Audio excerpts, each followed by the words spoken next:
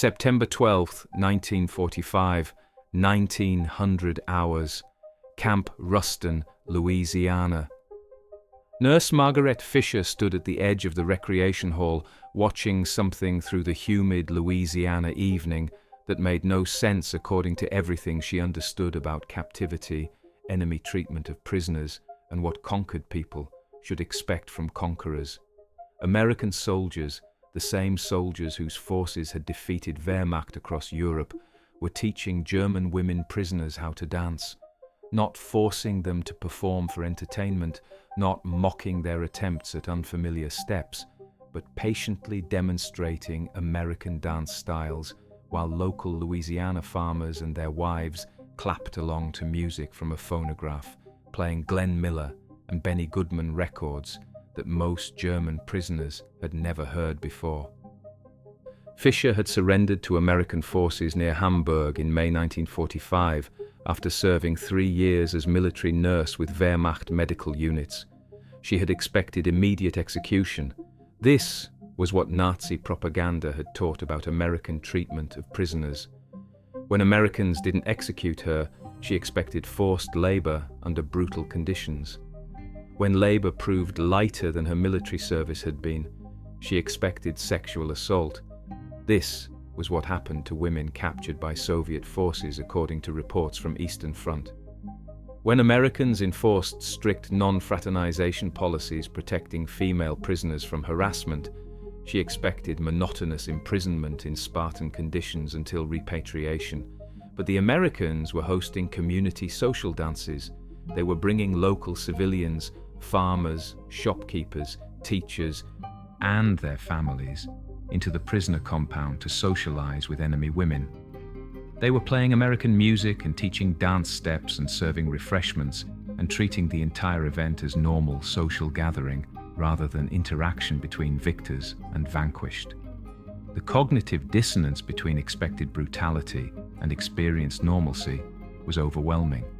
Now, watching Private James Morrison from Shreveport patiently teach her friend Helga the basic steps of swing dancing, while Helga laughed at her own awkwardness, Fischer confronted realization that would reshape her understanding of American character, democratic values, and what it meant to treat defeated enemies with unexpected humanity.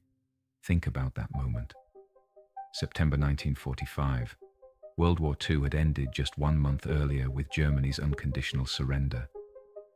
3 years of propaganda had taught German women that Americans were barbaric occupiers who would rape and murder captured women.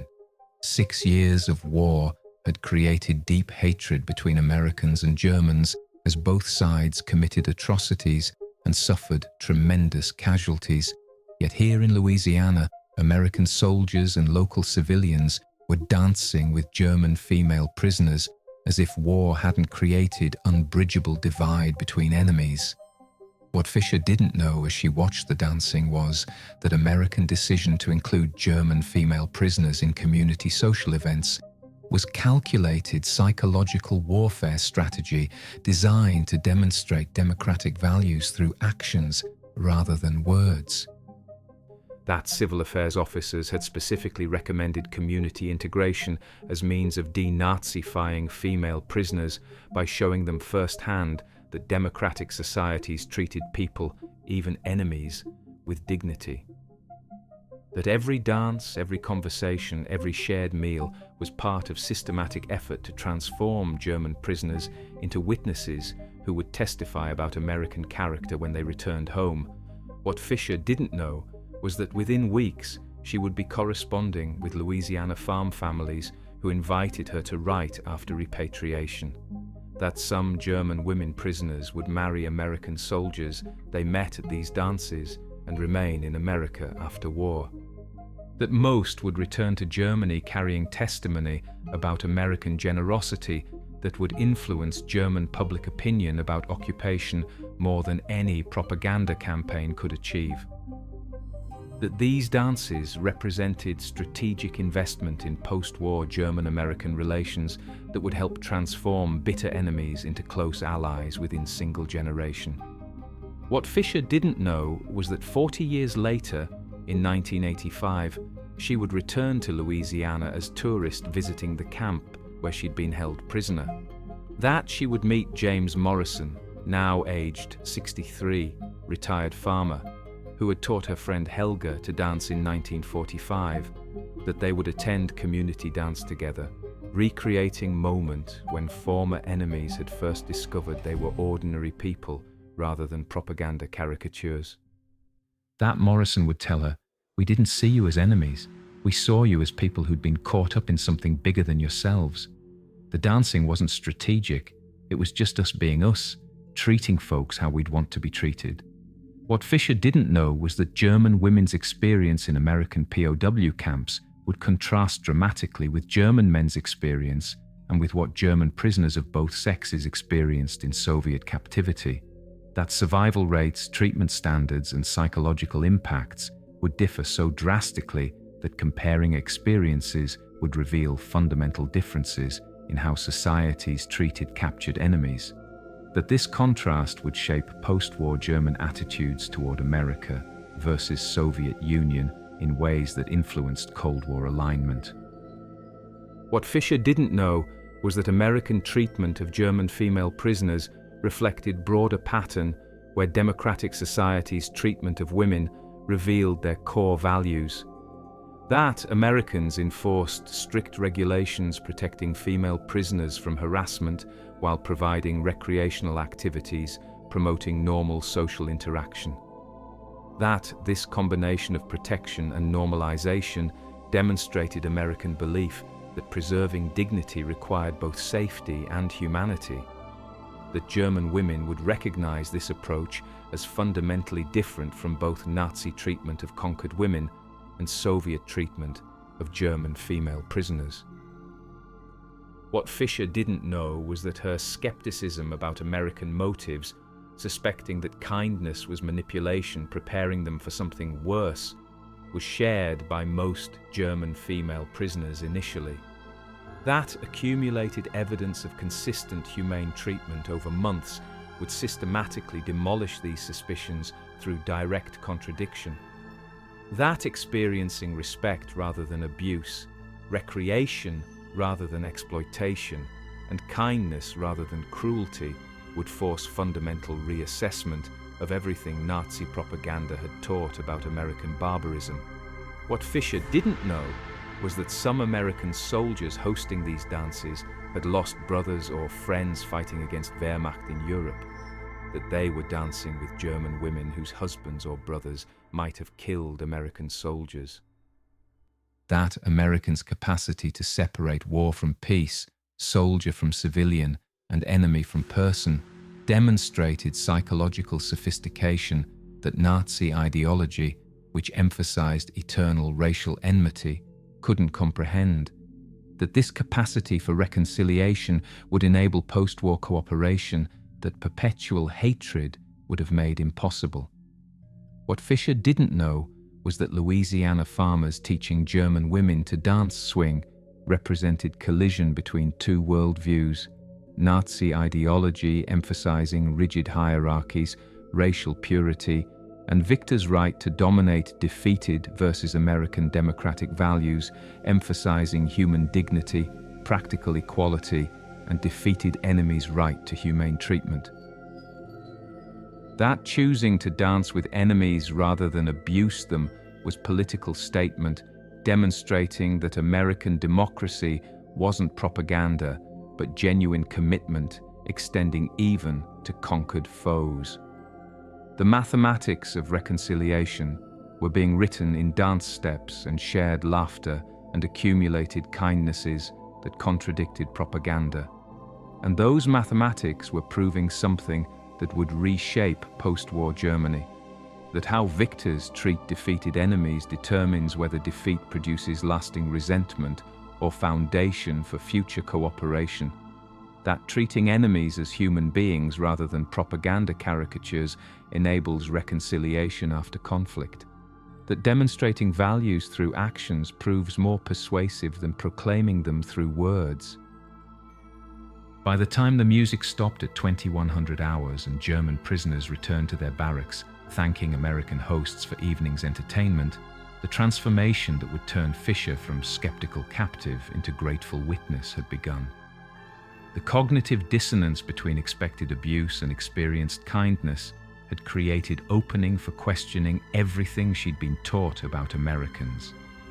And the accumulated evidence of humane treatment over coming months would complete transformation that began with simple act of teaching enemy women how to dance. May 1945. Meanwhile, in defeated Germany, Wehrmacht nurse Margarete Fischer surrendered to American forces near Hamburg, not knowing that her destination would be Louisiana rather than nearby POW compound. Fischer's post-war testimony, recorded in 1953 interview preserved in German veterans' archives, described her capture and transport to America, with detail revealing both her expectations and her surprise at actual treatment. According to the testimony, Fischer surrendered on May 7, 1945, one day before VE Day, when her field hospital unit was surrounded by advancing American forces. The testimony stated, "We expected immediate execution. We had been taught that Americans showed no mercy to captured medical personnel because they considered us legitimate military targets. When American soldiers instead provided water and directed us to assembly area without violence, we were confused. We thought they were being deceptive, that execution would come later after processing." The testimony documented that Fischer was processed at temporary POW camp near Hamburg. According to the account, processing included medical examination, identification documentation, and classification by occupation.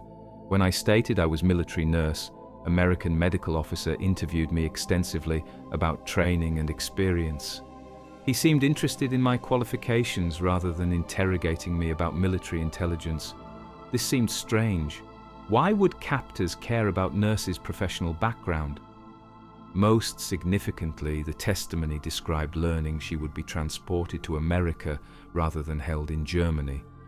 According to the account, we were told that some female prisoners, particularly those with medical training or other professional skills, would be sent to America for duration until repatriation could be arranged. I was terrified. Nazi propaganda had taught us that being taken to America meant being sent to slavery or worse, but we had no choice. In June 1945, we were loaded onto Liberty ship for Atlantic crossing. We expected brutal conditions. Instead, we received adequate food, medical care, and treatment similar to what American military personnel received. This contradicted everything we'd been taught about American barbarism. June-August 1945. Fischer's testimony described Atlantic crossing and arrival in America, with detail capturing her progressive realization that American treatment was systematically contradicting Nazi propaganda. According to the testimony, approximately 200 German female prisoners were transported on Liberty ship to New York, arriving in late June 1945. The testimony stated, "Voyage took 2 weeks. We were housed in converted cargo hold with bunks, adequate ventilation, and sanitary facilities. Food was provided 3 times daily, portions exceeding what we'd received as military personnel. Medical staff checked on us regularly. Some prisoners were seasick and received medication. The treatment was professional rather than punitive." We began questioning whether propaganda about American brutality had been accurate. The testimony documented arrival at New York Harbor. According to the account, we arrived at night and saw Manhattan's skyline illuminated, something we'd never witnessed since German cities had been blacked out since 1939. The scale of electric lighting was shocking. Americans used enough electricity to illuminate entire city when Germany rationed every kilowatt. This casual display of abundance demonstrated resource superiority that explained American victory more than any military analysis could. Most significantly, the testimony described train journey from New York to Louisiana. According to the account, we traveled in passenger coaches, not freight cars, with seats, windows, and access to dining car. Journey took 3 days crossing half of America. We saw industrial cities producing more goods than German factories at peak production. We saw farmland so vast that single fields exceeded entire German villages. We saw prosperity everywhere, despite America fighting two-ocean war. The contrast with Germany's wartime deprivation was overwhelming. We understood that we'd been defeated not by superior courage, but by industrial capacity we couldn't match. August 1945. Camp Ruston. Fischer's testimony described arriving at Camp Ruston and discovering conditions that systematically contradicted expectations about prisoner treatment.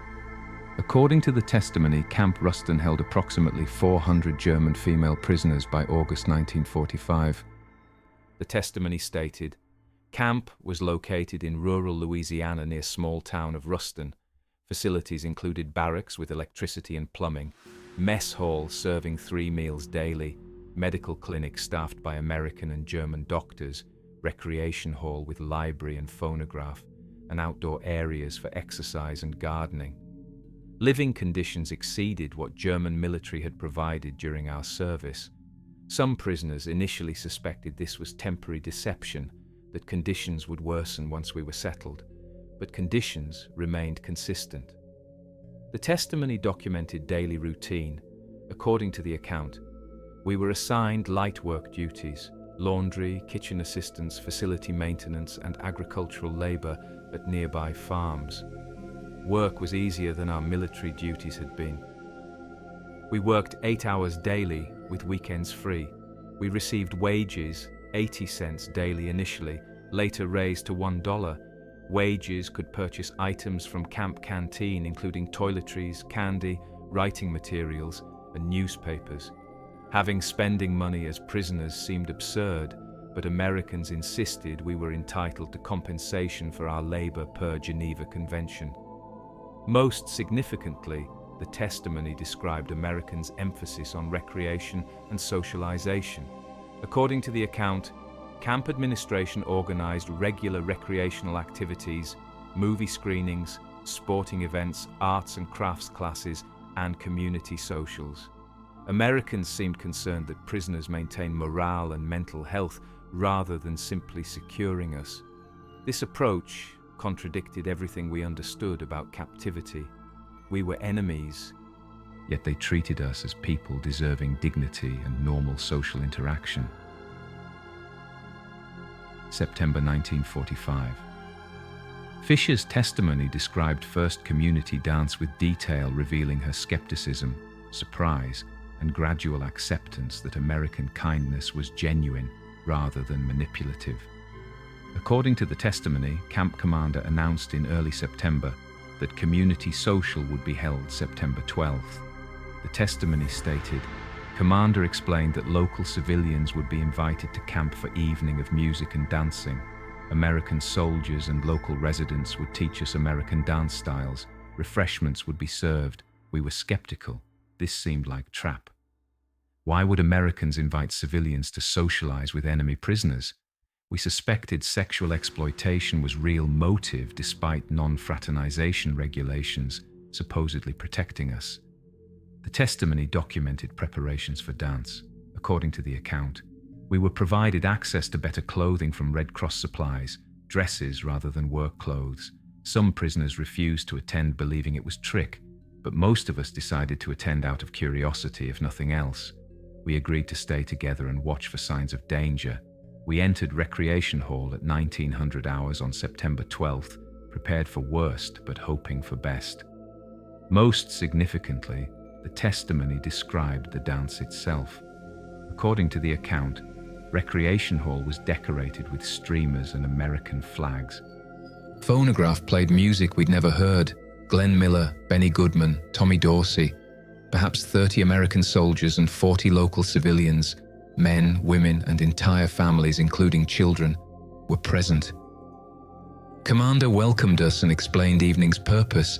They wanted to share American culture and help us feel less isolated during captivity. Then music started and Americans began demonstrating dance steps.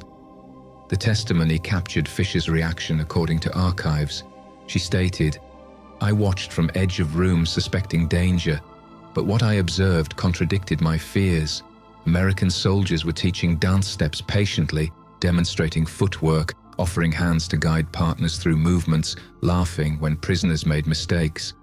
Local women were equally welcoming, encouraging us to try, offering tips, treating us as fellow women rather than enemies. Children were playing games with younger German prisoners. Everyone seemed genuinely friendly rather than manipulative. After 30 minutes of watching without incident, I accepted invitation from local farmer who offered to teach me basic swing dance steps. September–November 1945. Fischer's testimony described how repeated positive interactions over 3 months systematically demolished her skepticism about American motives through accumulated evidence of consistent kindness. According to the testimony, community dances became weekly events. The testimony stated, "Every Saturday evening, local civilians came to camp for dancing and socializing. Regular attendees became familiar faces. We learned names, shared stories about families, discussed differences between German and American culture. Farmer James Morrison became regular dance partner for my friend Helga. He taught her swing, jitterbug, and waltz with patience that seemed genuine. His wife Margaret attended regularly and befriended several German prisoners.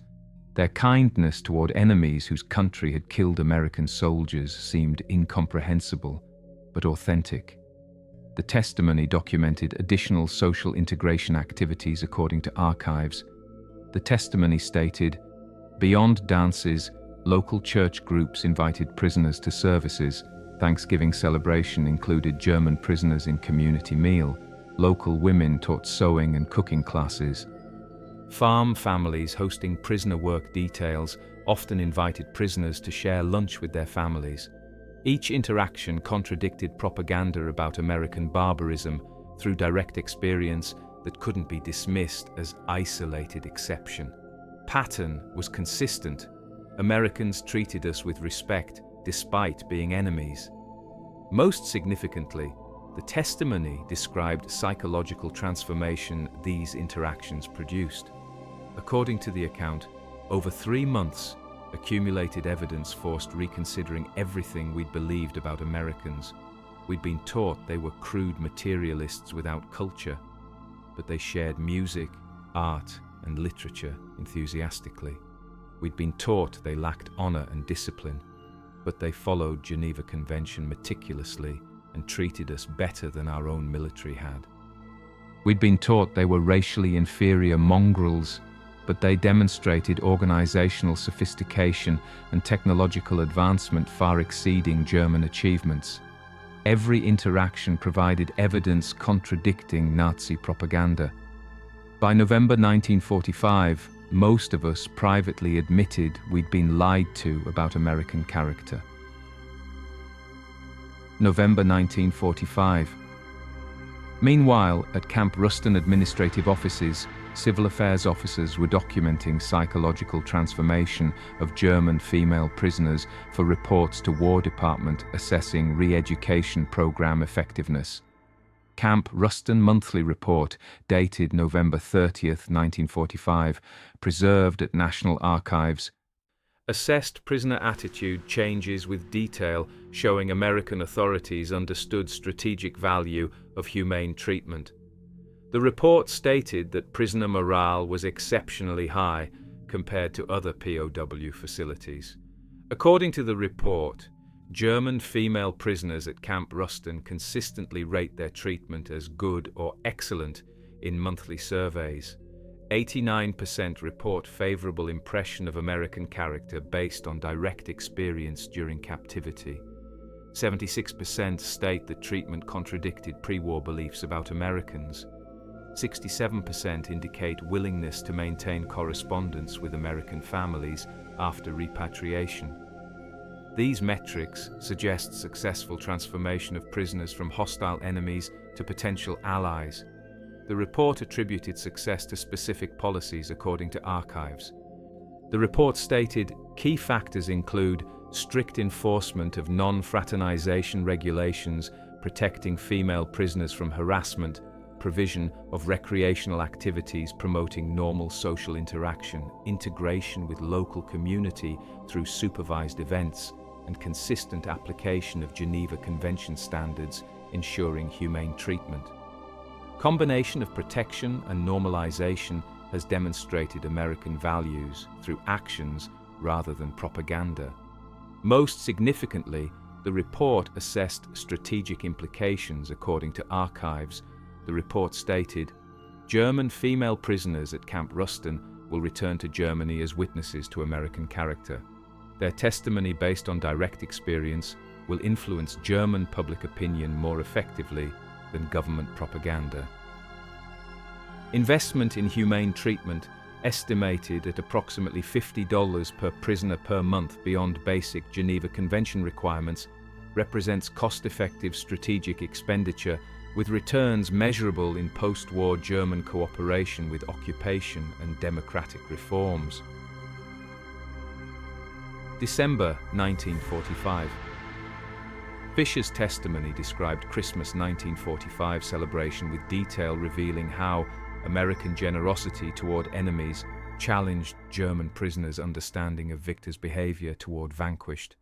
According to the testimony, Camp Ruston organized Christmas celebration December 24, 25. The testimony stated, camp was decorated with Christmas trees, lights, and decorations. Local church groups donated gifts for every prisoner, packages containing toiletries, candy, and small personal items. Christmas Eve service was held in Recreation Hall, with German and American personnel attending together. Christmas dinner exceeded anything we'd eaten as military personnel: turkey, multiple side dishes, desserts, and beverages. Americans treated Christmas as opportunity for generosity toward everyone, including enemies. The testimony documented emotional impact according to archives. Fischer stated, many prisoners wept during Christmas service. We were far from home during our first Christmas in captivity, but Americans' kindness made us feel less abandoned. Several local families invited small groups of prisoners to their homes for Christmas dinner, unprecedented gesture of trust and generosity. Family I visited, Morrison family who had attended weekly dances, treated me as honored guest rather than enemy prisoner. They gave me small gift, book of American poetry, and encouraged me to write after returning home. Their genuine warmth toward enemy shattered my remaining skepticism about American motives. Most significantly, the testimony described transformation this generosity produced. According to the account, Christmas 1945 crystallized understanding that American kindness wasn't manipulation, but genuine cultural value. Americans believed in treating all people, even enemies, with dignity, especially during holidays emphasizing peace and goodwill. This belief seemed naive from German military perspective, where enemies deserved no mercy. But experiencing it directly demonstrated that naive generosity from position of strength was actually sophisticated strategy, creating obligation to reciprocate kindness. We felt grateful rather than resentful toward captors, emotion that would shape our testimony about Americans when we returned home. January-March 1946. Fischer's testimony described final months at Camp Ruston as repatriation approached, revealing how prisoners used remaining time to deepen connections with Americans who had transformed their understanding of enemy character. According to the testimony, repatriation orders came in February 1946, stating Fischer's group would return to Germany in March. The testimony stated, "News was bittersweet. We wanted to return home to families we hadn't seen in years. But we also felt sad leaving America, where we'd been treated better as prisoners than as soldiers in our own military. Many prisoners had formed genuine friendships with American soldiers and local families. Saying goodbye would be difficult." The testimony documented Americans' response to impending departures according to archives. The testimony stated, Americans organized farewell celebrations for departing prisoners. Local families gave addresses and requested correspondence. James Morrison gave Helga his family's address and made her promise to write. He said, "The war is over. You're not our enemies anymore. You're our friends." This sentiment was echoed by many Americans. They didn't view relationship as temporary alliance of convenience ending with repatriation. They viewed friendships as real and wanted to maintain them, despite being former enemies. Most significantly, the testimony described receiving gifts and recommendations. According to the account, camp commander provided each repatriating prisoner with reference letter describing our conduct during captivity and recommending favorable treatment by occupation authorities. Local families gave small gifts, photographs, books, addresses for correspondence. These gestures of friendship toward enemies represented generosity we'd never witnessed in German military culture. We left Louisiana in March 1946, carrying testimony about American character based on 9 months of direct experience that systematically contradicted every propaganda claim we'd been taught. March 1946. Fischer's testimony described returning to devastated Germany and sharing testimony about American treatment with family and community who initially didn't believe her accounts of enemy generosity. According to the testimony, Fischer arrived in Hamburg in March 1946. The testimony stated, "Germany was unrecognizable. Hamburg, where I'd surrendered 11 months earlier, was destroyed. Rubble everywhere, people starving, infrastructure collapsed. American occupation forces controlled everything." I expected harsh occupation based on what happened to territories Germany had occupied, but Americans occupying Germany showed same restraint I'd experienced as prisoner. They provided food aid, allowed German administration to function, and treated Germans with respect despite having power to exact vengeance. The testimony documented sharing her POW experience with Germans who couldn't believe her accounts. According to the account, I told family and neighbors about treatment at Camp Ruston, adequate food, comfortable housing, recreational activities, community dances, Christmas generosity. They thought I was lying or had been brainwashed. They couldn't believe Americans would treat enemy prisoners humanely, but other returning POWs told similar stories. Pattern became undeniable. Americans really had treated prisoners well despite brutal war. This testimony helped convince German population to accept occupation and democratic reforms because we could testify from direct experience that Americans meant what they said about respecting human dignity. Most significantly, the testimony described maintaining correspondence with Louisiana families. According to the account, I wrote to Morrison family as I'd promised. They wrote back immediately welcoming my letter and asking about my life in Germany. We corresponded regularly for years. They sent care packages during difficult post-war years, food, clothing, supplies that helped my family survive. This generosity toward former enemy continued long after they had any strategic reason for kindness. It demonstrated that their treatment during captivity had reflected genuine character rather than calculated policy. I became witness to American values testifying to German community about enemy generosity based on personal experience rather than propaganda. 1950s, 1960s. German-American correspondence records preserved in various private collections documented that many German female POWs maintained contact with American families for decades after repatriation. Helga Schneider's published memoir from 1975 titled From Enemy to Friend, My Journey from German POW to American Friend documented her relationship with Morrison family that began at Camp Ruston dances. The memoir stated that Helga corresponded with James Morrison and his family for 30 years after repatriation. According to the memoir, James and I exchanged letters regularly discussing our lives, families, and worlds we inhabited. He sent photographs of Louisiana, his farm, his children growing up, community events I remembered from camp dances. I sent photographs of Hamburg's reconstruction showing Germany's recovery from devastation. Our correspondents maintained connection that began when enemy soldier taught enemy nurse how to dance swing in Louisiana POW camp. The memoir documented that several German female POWs married American soldiers they met during captivity. According to published account, at least 6 marriages resulted from relationships begun at Camp Ruston dances and social events. These marriages between former enemies represented most tangible evidence of reconciliation that humane treatment had produced.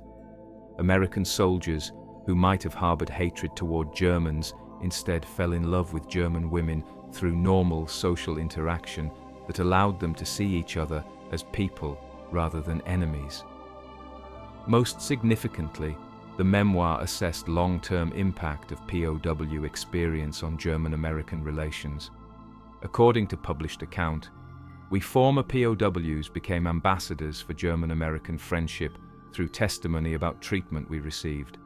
When Germans questioned whether Americans could be trusted, we testified from direct experience about their character.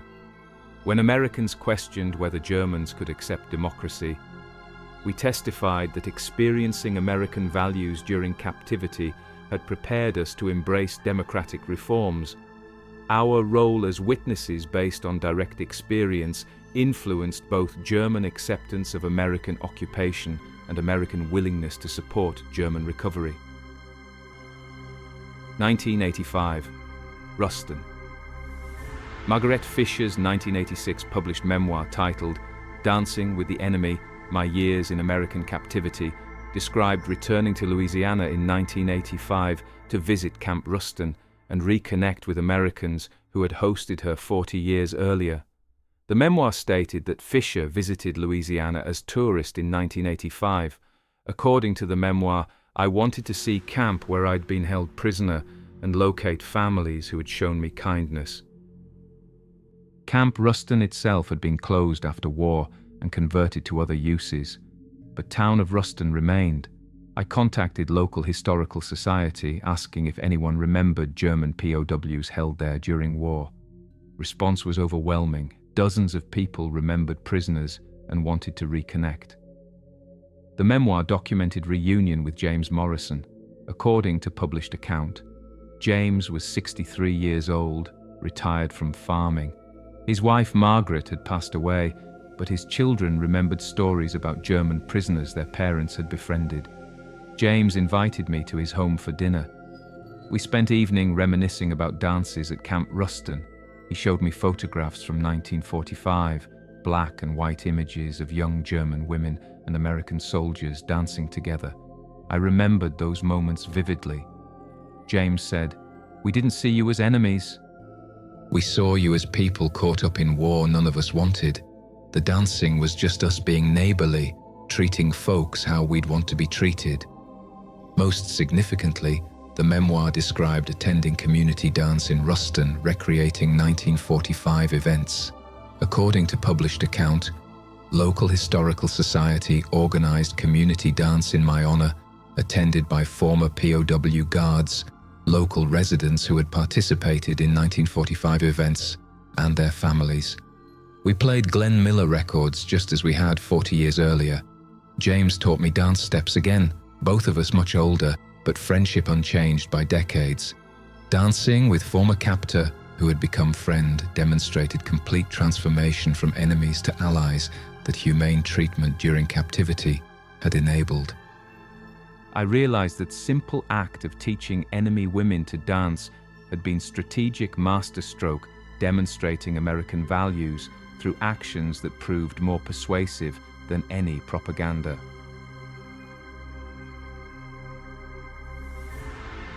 Post-war analysis comparing treatment of German female POWs in American versus Soviet captivity revealed stark differences that shaped German Cold War alignment. Statistical comparison documented in various historical studies showed American captivity resulted in survival rate exceeding 99%, with prisoners typically gaining 5 to 10 pounds during captivity. Sexual assault reports were near zero due to strict enforcement of non-fraternization regulations protecting female prisoners from harassment. Recreation activities included regular dances, sports, and arts and crafts classes. Community integration occurred through weekly social events with local civilians who voluntarily participated in prisoner socialization programs. Post-war assessments showed 89% of American-held prisoners reported favorable impression of their captors based on direct experience. Soviet captivity resulted in survival rate of approximately 65 to 70%, with prisoners losing 20 to 30 pounds from severe malnutrition and harsh labor conditions. Sexual assault was widespread and systematic, with little protection provided to female prisoners. Recreation activities were non-existent, with prisoners facing harsh isolation and forced labor. Community integration never occurred as prisoners were kept in remote camps, far from civilian populations. Post-war assessments showed overwhelming trauma and resentment toward captors among survivors. This contrast, according to analysis, shaped German Cold War attitudes profoundly. German women who experienced American captivity testified about humane treatment influencing West German alignment with America and acceptance of democratic reforms. Their testimony, based on personal experience, proved more persuasive than any government propaganda about American benevolence.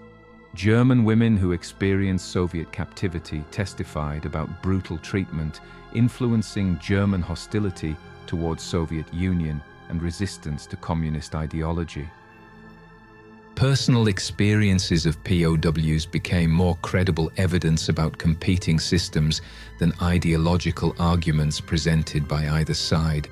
The gender-based treatment patterns revealed different cultural values regarding treatment of captured enemies. American treatment, combining strict protection from harassment with provision of recreational activities and community integration, demonstrated belief that preserving dignity required both safety and normalization of social experience.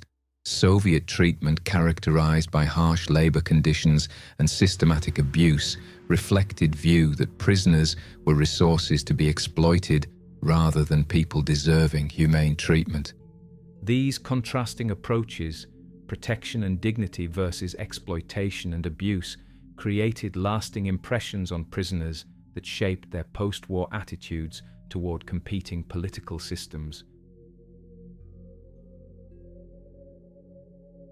German female POWs' experience at Camp Ruston revealed fundamental truths about prisoner treatment, cultural values, reconciliation, and strategic advantages of demonstrating democratic values through actions. First truth: how victors treat defeated enemies determines whether defeat produces lasting resentment or foundation for future cooperation. American decision to treat German female POWs humanely, exceeding Geneva Convention requirements through recreational activities and community integration, created witnesses who testified about American character from direct experience. This testimony influenced German public opinion more effectively than propaganda because it came from former enemies rather than conquerors. Humane treatment transformed defeated soldiers into ambassadors for democratic values. Second truth: demonstrating values through actions proves more persuasive than proclaiming them through words. Americans didn't tell German prisoners that democracy valued human dignity. They showed it by treating prisoners humanely despite having power to abuse them. They didn't claim American society was hospitable. They demonstrated it by inviting prisoners to community dances where civilians voluntarily socialized with enemy women. They didn't argue American values were superior. They proved it through consistent kindness that contradicted Nazi propaganda, systematically through direct experience prisoners couldn't dismiss. Third truth: treating enemies as human beings rather than propaganda caricatures enables reconciliation after conflict. Community dances created opportunities for normal social interaction, where Americans and Germans discovered they were ordinary people rather than racial enemies propaganda depicted. Teaching dance steps, sharing meals, exchanging stories about families, these mundane interactions humanized both sides in ways that enabled friendship to replace enmity. Personal connections formed through shared human experiences proved more powerful than ideological divisions. Fourth truth, protecting dignity requires both safety and normalization of human experience. Americans enforced strict regulations protecting female prisoners from harassment while providing recreational activities promoting normal social interaction. This combination demonstrated understanding that preserving dignity meant both preventing exploitation and enabling ordinary human experiences that affirmed prisoners' humanity. Nazi ideology couldn't comprehend this sophistication, viewing relationships as either domination or submission with no middle ground, allowing for dignified treatment of defeated enemies. Fifth truth, strategic generosity from position of strength demonstrates confidence and moral authority that harsh treatment cannot achieve. America possessed power to abuse German prisoners, but chose kindness instead. This restraint impressed Germans more than cruelty would have, because it demonstrated strength and moral confidence. Showing mercy when vengeance was possible proved American values were genuine commitments rather than situational convenience. Generosity toward enemies from position of overwhelming victory created moral obligation to reciprocate kindness that harsh treatment would never have produced.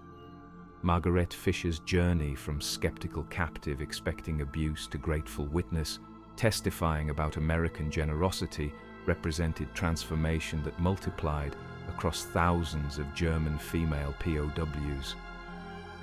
What began as cognitive dissonance, why aren't they abusing us, evolved through accumulated evidence into recognition that American kindness reflected genuine cultural values extending even to defeated enemies.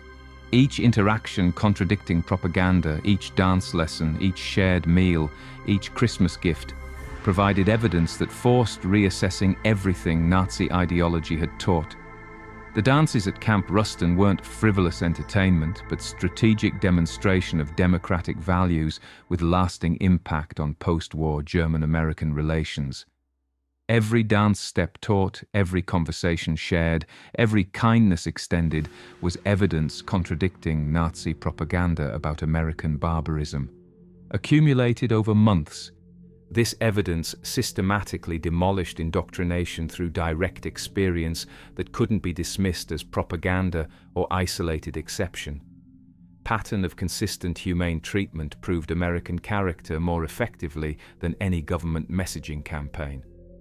40 years later, when Fischer returned to Louisiana and danced with James Morrison again, their friendship represented complete transformation from enemies to allies that humane treatment had enabled.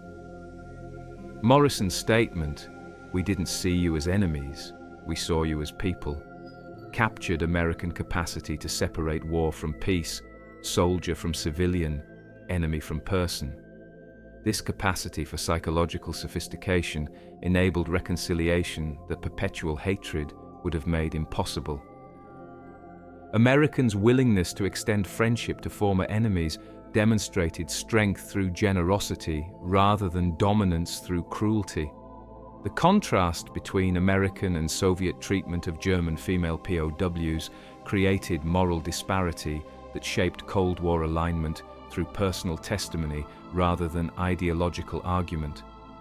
German women testifying about American kindness versus Soviet brutality influenced West German alignment with America more than any propaganda about democratic superiority. Personal experience proving competing systems' values through treatment of captured enemies became most persuasive evidence about which political system deserves support. German women captured in Louisiana, who were stunned when American farmers taught them how to dance, discovered that democratic values weren't propaganda, but genuine commitments demonstrated through actions extending even to enemies. The dancing represented collision between Nazi ideology, emphasizing domination of defeated enemies, and American values, emphasizing dignity of all people, regardless of status. Choosing to dance with enemies rather than abuse them was political statement proving democracy's moral superiority through actions that contradicted everything Nazi ideology had taught about proper treatment of conquered foes. What German women heard in Louisiana recreation halls wasn't just Glenn Miller and Benny Goodman music, it was sound of reconciliation beginning through shared human experience. What they felt learning dance steps from enemy farmers wasn't just physical movement, it was transformation from conquered foes to potential friends through personal connections, transcending ideological divisions. What they understood returning to Germany wasn't just that America had won war, it was that American victory offered possibility of better future than Nazi Germany ever could have provided through partnership based on mutual respect rather than domination. The mathematics of that transformation were written in dance steps and shared laughter and accumulated kindnesses that proved more powerful than hatred.